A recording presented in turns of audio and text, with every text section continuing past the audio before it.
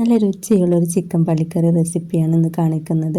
അപ്പോൾ ആവശ്യമുള്ള വെജിറ്റബിൾസൊക്കെ ഇവിടെ എടുത്ത് വെച്ചിട്ടുണ്ട്. കുമ്പളൻ, സവാള, ചെറിയുള്ളി, വെളുത്തുള്ളി, തക്കാളി, ഇഞ്ചി, അതുപോലെ കപ്പ, കിഴങ്ങാണ് കേട്ടോ ഞാൻ എടുത്തിട്ടുള്ള വെജിറ്റബിൾസൊക്കെ. അപ്പോൾ ഇതൊക്കെ നമുക്കിനി ക്ലീൻ ചെയ്തെടുക്കാമേ.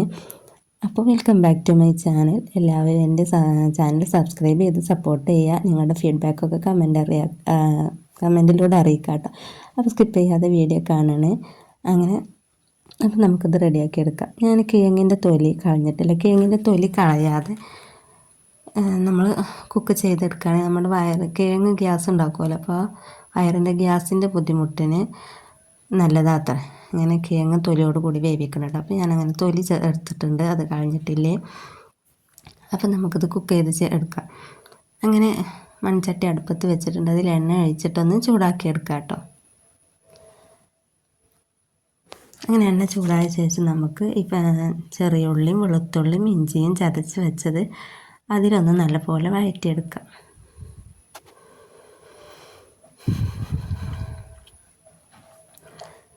അപ്പോൾ അതിൻ്റെ ആ പച്ചമണമൊക്കെ മാറി നല്ല അടിപൊളി സ്മെല്ല് വരുന്നത് വരെ നമുക്ക് വെയിറ്റ് ചെയ്യാം കേട്ടോ. അതിന് ശേഷമാണ് എനിക്ക് സവാള ഒക്കെ ചേർത്ത് കൊടുക്കേണ്ടത്.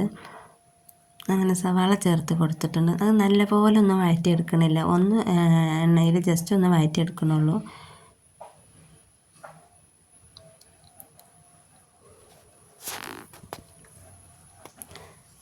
അങ്ങനെ അത് ഏകദേശം ആയപ്പോൾ അതിലേക്ക് തക്കാളിയും ചേർത്ത് കൊടുത്തിട്ടുണ്ട് കേട്ടോ. അതും ഒന്ന് ജസ്റ്റ് ഒന്ന് വഴറ്റിയെടുക്കുക.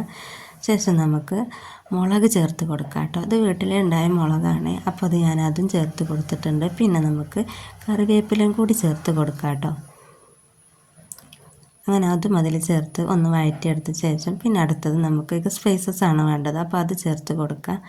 അപ്പോൾ അതിനാവശ്യമായിട്ടുള്ളത് മഞ്ഞൾ എടുത്തിട്ടുണ്ട്, മുളക്, മല്ലിപ്പൊടി, പിന്നെ ഏലക്കായ്, കറുകപ്പട്ട, ഇതൊക്കെയായിട്ട് ഞാൻ ചേർക്കുന്നത്. ഈ ഏലക്കായ്ക്കും കറുകപ്പട്ടക്കും പകരം നിങ്ങൾക്ക് ഗരം മസാല വേണമെങ്കിൽ അങ്ങനെ ചേർത്ത് കൊടുക്കാം കേട്ടോ. ഞാൻ ഇങ്ങനെയാണ് ചേർത്തിട്ടുള്ളത്.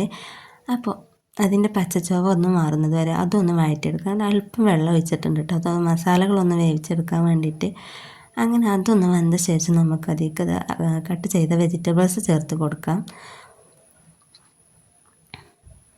ആദ്യം ഇതൊന്ന് വേവിക്കണം കേട്ടോ. ഈ വെജിറ്റബിൾസ് ഒന്ന് വേവിച്ചിട്ട് അതൊരു മീഡിയം ലെവൽ വേവ് ആയി വന്ന ശേഷമാണ് നമുക്ക് ചിക്കൻ അതിലേക്ക് ചേർത്ത് കൊടുക്കാൻ കേട്ടോ. ചിക്കന് നല്ല വേവില്ലാത്തതാണല്ലോ, വെജിറ്റബിൾസിനാണ് ചിക്കനിലേറെ വേവ് കൂടുതൽ. അപ്പോൾ പിന്നെ ആവശ്യമുള്ള ലീവ്സ് ഇവിടെ എടുത്തിട്ടുണ്ട്. പുതിന, കറിവേപ്പില, പിന്നെ രമ്പയില, പിന്നെ ബിരിയാണി ഇല പറയും, അതും കൂടി ചേർത്തിട്ടുണ്ട്. അതൊക്കെ നല്ല സ്മെല്ല് കറിക്ക് നൽകും. അതിന് വേണ്ടിയിട്ടാണ്. നിങ്ങൾക്ക് ആവശ്യമാണെങ്കിൽ എടുക്കാം കേട്ടോ. അങ്ങനെ എല്ലോട് കൂടിയിട്ടുള്ള ചിക്കനെ നല്ല കഴുകി വൃത്തിയാക്കി വെച്ച് അതും ഞാൻ കറിയിലേക്ക് ചേർത്ത് കൊടുത്തിട്ടുണ്ട് കേട്ടോ. വെജിറ്റബിൾസൊക്കെ ഏകദേശം വേവായി വന്നപ്പോൾ അപ്പോൾ ഇനി അതവിടെ വേവട്ടെ. അങ്ങനെ അടിപൊളി പള്ളിക്കറി റെഡി ആയിട്ടുണ്ട് കേട്ടോ. അപ്പോൾ അടുത്ത വീഡിയോക്ക് വെയിറ്റ് ചെയ്യുക. Thanks for watching.